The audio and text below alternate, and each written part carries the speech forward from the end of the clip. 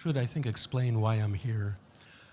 2 weeks ago, I participated in the Screamscape event in Fribourg at Free Art, organized by Thibaut Voltaire and Balthazar Lové.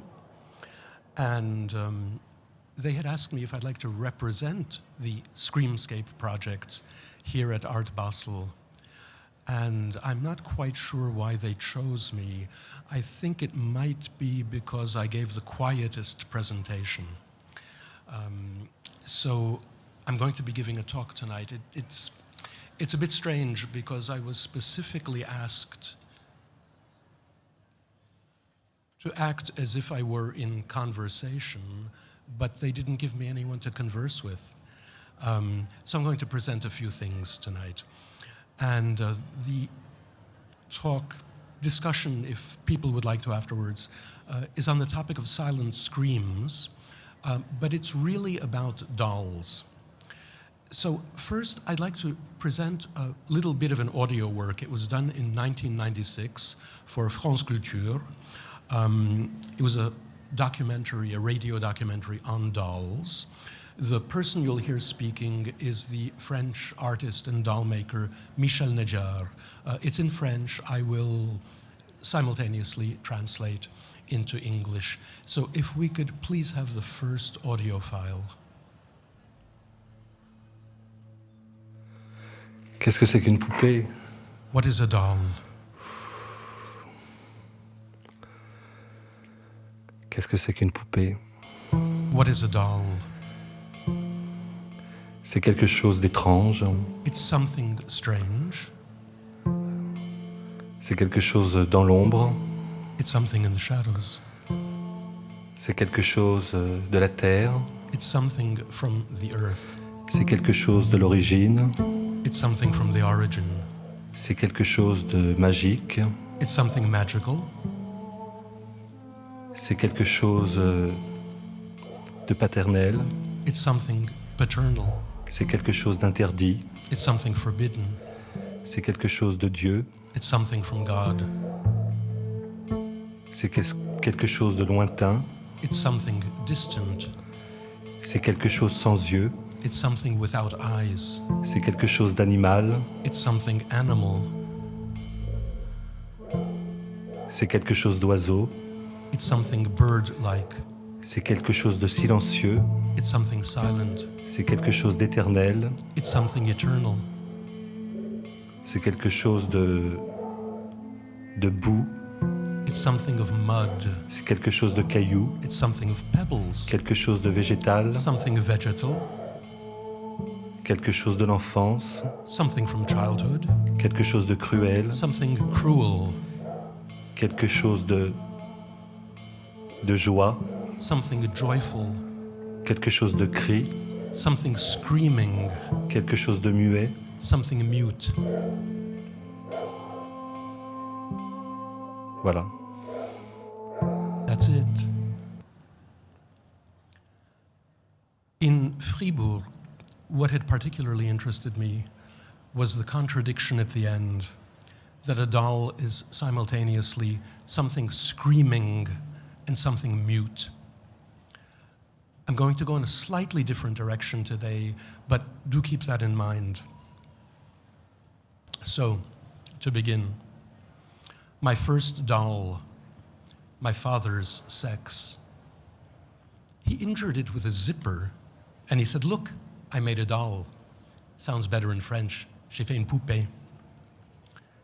I remember that there was a blood-stained bandage around his sex, and that this was the first doll that struck me.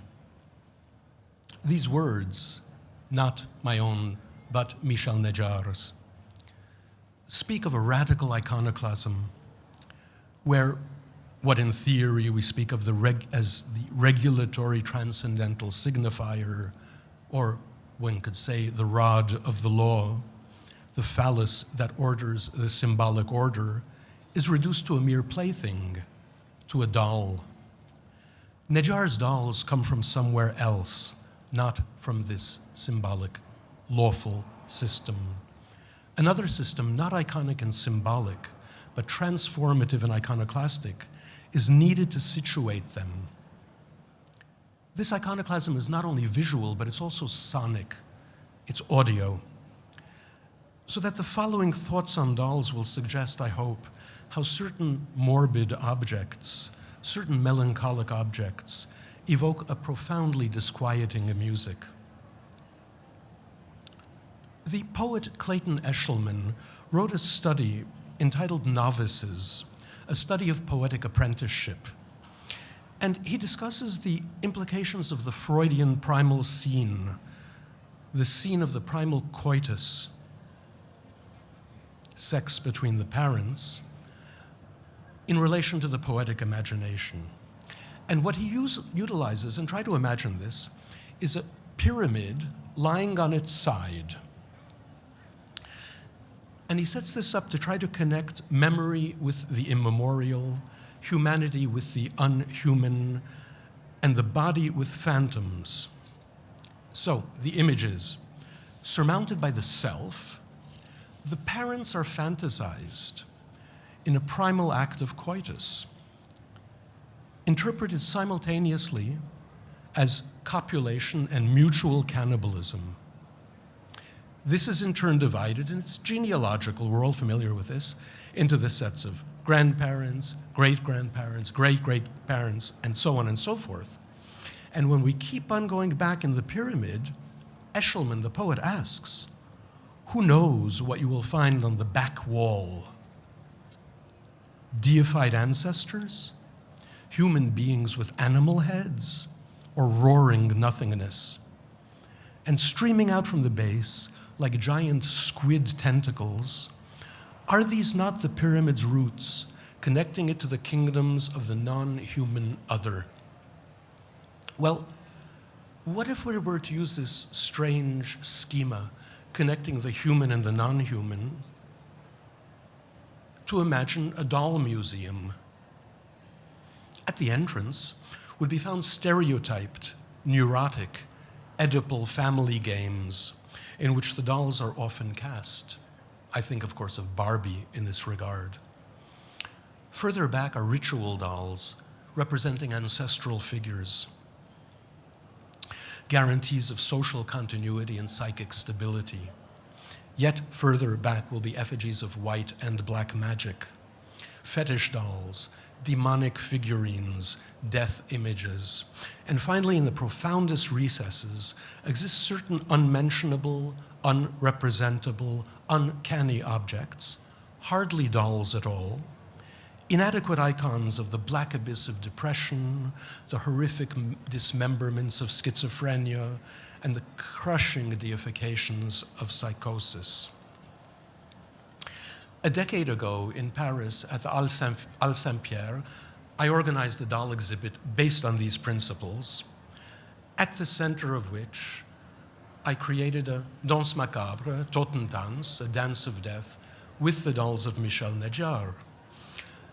I'm in the process of doing a film on the subject, and I'd like to show you a clip from the beginning of the film, which will be entitled Dolls of Darkness, Poupées des Ténèbres. It's a short clip. It's Nedjar speaking again in French. I'll read over in English. Could we have the first video, please?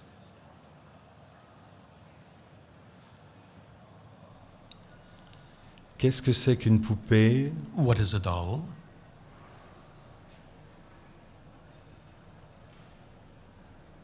Qu'est-ce que c'est qu'une poupée? What is a doll?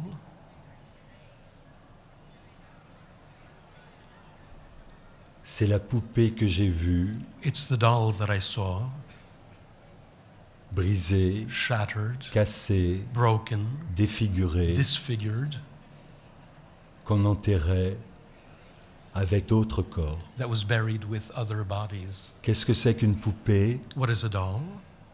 C'est le ciel qui se déchire pour donner de l'espoir. It's the sky Qu'est-ce que rent c'est qu'une open poupée? to afford hope. What is a doll? C'est l'envie de ne pas mourir It's the desire not to die quand j'étais petit enfant. when I was a little child. Qu'est-ce que c'est qu'une poupée? What is a doll? C'est un monde interdit It's a forbidden world que le petit garçon s'est permis s'est permis d'entrer dans ce monde. that the little boy Ce allowed monde qui va himself to enter. l'entraîner dans l'aventure, This world would lead him to adventures avec énormément de difficultés. with great difficulty, Une aventure sans les mots, sans le langage. an adventure without words, without Une language, aventure où il n'y a que de la matière. an adventure where there's only matter, La première matière. prime matter. Au début, In the beginning, je l'ai fait en toute innocence. I did this totally Et innocently, petit à petit, but little by little, la poupée lui a raconté des choses du monde. the doll told him things Des about mondes, the world. Des mondes, World, du worlds, monde. worlds. La poupée, elle a le langage des morts. The doll has the language Et of la the dead. poupée m'a permis, The doll m'a let permis me de parler avec les morts, speak with the dead, de leur donner les mots des morts. to give them the words of the Le dead. mort est toujours là. Death is always Présent. there, present. La fabrication de la poupée, To make a doll c'est de parler avec le mort. is to speak with the dead. Le mort, The dead, le mort du petit garçon the dead of the little boy, qu'on a détruit, whom they qu'on destroyed, voulait détruire. who they wanted to destroy. La poupée,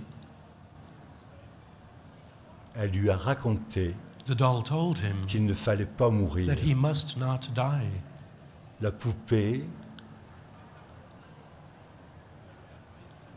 lui a raconté et l'a autorisé à vivre. The doll told him, the doll Autorisé authorized him à to vivre. live. Authorized him to live.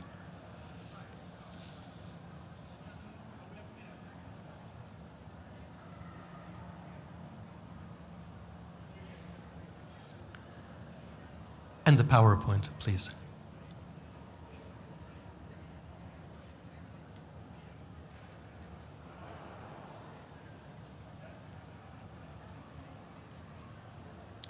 Those were, and you could hold the images for a while, please. I'll let you know.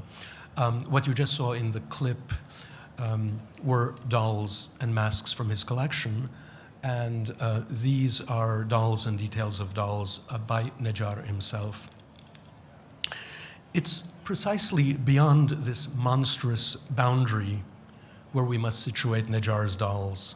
As he says, in the primordial mud of existence, an exhumed doll, a miraculated body soaked with tears. These were the tears that the artist shed when he discovered the horrors of the Holocaust, the Shoah, where many members of his family perished. These dolls are personifications of anguish, memento mori, simultaneously creations in order to remember and remembrances in order to forget. These dolls create a return of the repressed, a very precarious overloading of the memory system that permits that mourning without which history is an abomination. These anxiety-producing dolls create a counter-sublime, indicating those terrors, inexorable and insidious, that exist within our bodies. Next slide, please.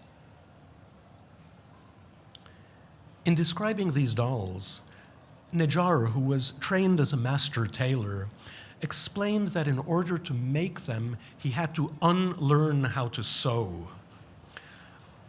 One wonders about the appropriate audiophonic technique to speak of these dolls or make these dolls speak, as it were.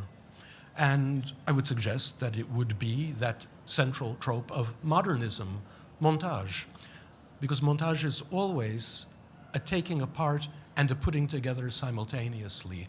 It's the cut that's reconstituted. And there is, of course, a form of montage in linguistic disarticulation. And we speak of it in terms of, the technical term is glossolalia, we call it babble. And what's interesting about babble, and when I say babble, I'm thinking of the babble of infants, the babble of the insane, the babble of the religious babble of speaking in tongues, charismatic speech. They're all different levels and types and uses of babble. What's interesting in babble is you could no longer understand the articulations in the linguistic system. You don't see where words begin, where words end. And what happens is that the difference of the articulation of subject and object, of self and world, disappears in that sort of discourse.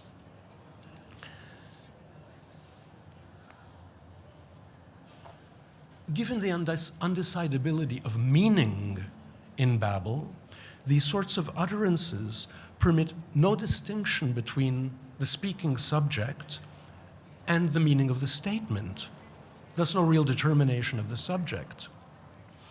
It's precisely for this reason that glossolalia is so often related to both demonic and angelic or theological speech. It approaches thus the ideal of a private language, a utopian language, a perfect language. It's a language where the subject might be present or absent, human or divine, living or dead, indeterminable. It's a language where the subject, the self, appears in its disintegration. A language not addressed to anyone, which has no center, does not reveal anything. And much the same could be said of screams, that panicked limit of language, that point where language shatters to express the body's suffering.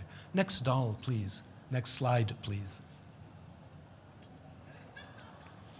Might not such babbling, stuttering, glossolaliating speech be appropriate to the Danse macabre, the Totentanz, the dance of death of Nedjar's dolls, in their function of leading us to the underworld? The doll is the simulation and the simulacrum of the body. It's the object of the most profound psychic projections. As such, it's particularly adequate to express and counteract that most empty and most final of signifiers, death. And these dolls of Nedjar's, I think there's one more slide, please. These dolls fulfill the contradictory conditions of magical objects, simultaneously practical and aesthetic, constructed and confabulated, causally projective and psychically introspective. Through these dolls, life is expressed not through icons or metaphors, but as pure metamorphosis, not through normative forms, but abnormal deformations, not as signs of a collective unconscious, but in its moments of radical singularity, marks of accidents, not essences. They're monsters. They're singular representations of the human body, where the natural and psychic categories collapse into a magma of sheer disfiguration and distortion. How can they be grasped? Well, they're performative objects, not sculptural ones. They demand staging, not display. They question the separation between theater and museum, between display and performance. They suggest a ventriloquism and a language yet unknown. A decade ago, I had the idea of creating a danse macabre with these dolls. Initially, I took as my model what one might expect. The historical instances of the danse macabre, the Totentanz, specifically the long-vanished one at the Cemetery of the Innocents in Paris, the famous Il Trionfo della Morte at the Camposanto in Pisa, Hans Holbein the Younger's Totentanz engravings, the poetry of Baudelaire, the music of Liszt, and especially the sublime ending of Ingmar Bergman's The Seventh Seal. Nedjar created 7 of these dolls. I think there's another slide. Yes. Here are 4 of them. Created 7 of these dolls, the classical number of a Danse macabre, for a theater that we staged. The puppeteer was one of the founders of Great Small Works, Mark Sussman. And it's only after we began the rehearsals that I realized that what we were doing was not just creating a Danse macabre, but we were creating a monument to the Holocaust. My blind spot had certainly existed to repress the inexpressible horror from which my family, Nedjar's family, and Mark Sussman's family came. But Danse macabre are always historically situated, and the family histories of Nedjar, Sussman, Weiss were born in that catastrophe that was the Holocaust. What Roland Barthes in his book Camera Obscura said of photography, I would say of the Danse macabre, and I quote him, "It is the dead theater of death, the foreclosure of the tragic. It excludes all purification, all catharsis."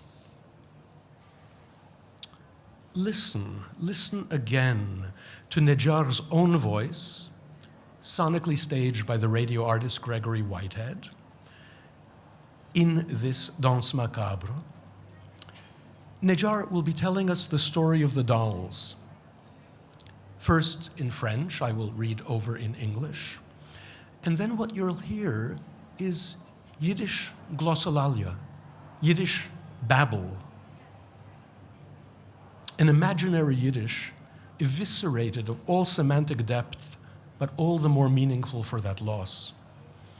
A language mournful and plaintive, furious and imploring, perhaps a language adequate to that nonsense which is death.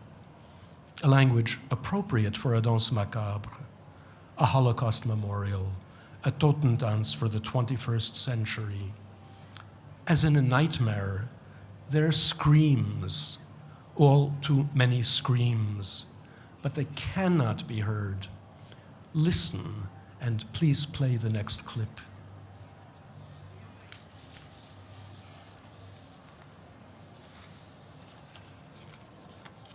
Je raconte une histoire. I'm going to tell the story des poupées. of the birth of the dolls. Une naissance qui est liée avec la mort. A birth that is linked with death. Avec la mort. With death. La naissance est liée avec la mort. Birth is linked with death. La poupée exhumée.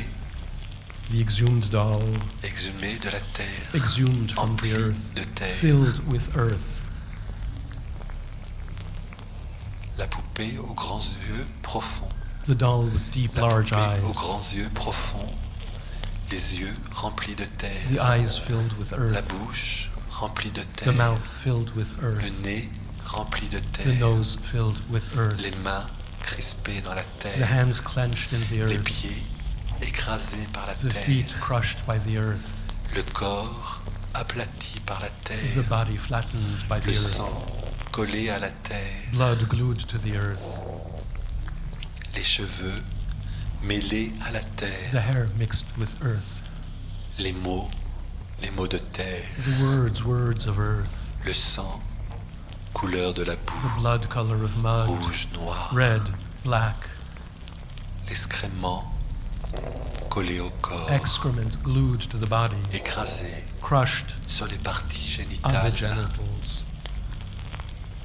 Un cri muet, éternel. A scream mute, Un cri eternal. étouffé dans la terre. The scream stifled by the Plus de earth. noms, No more names. plus de noms, No more names. plus de No villes, more cities.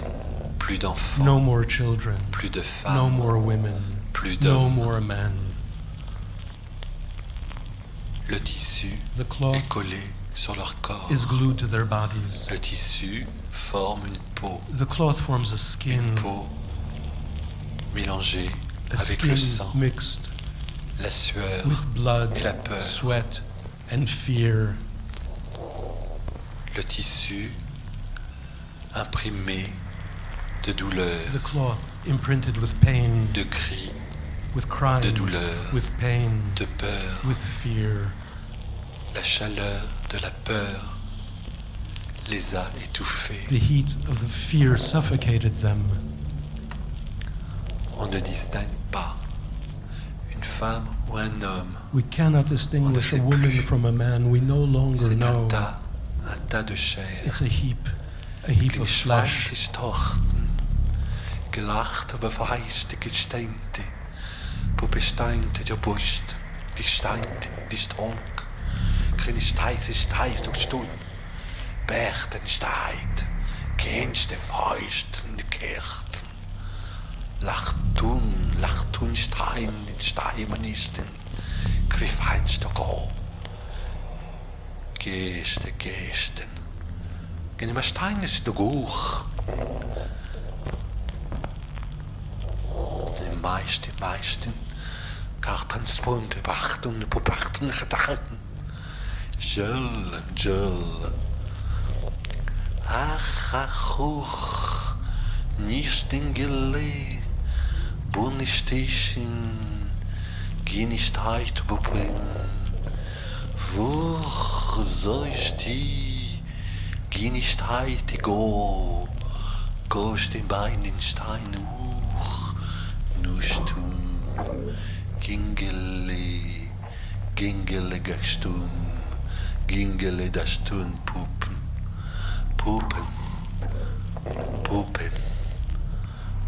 dachten, Puppe dachtursten, Puppe dach hoche Baby, Puppe deusten machten, Geen Spieße, Kisten Biese, Gin steigt durch, Goch, in die steigt worden, Gestalt.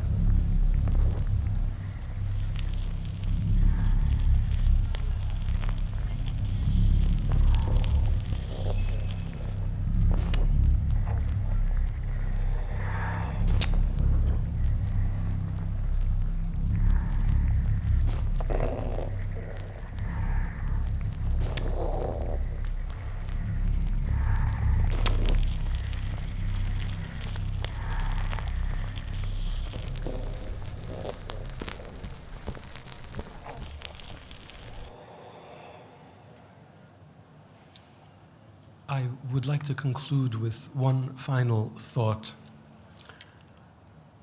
After one of the performances of this puppet theater in Paris, an elderly Jewish woman came up to Michel Nedjar and she said to him, "You know, I understood every word." Thank you.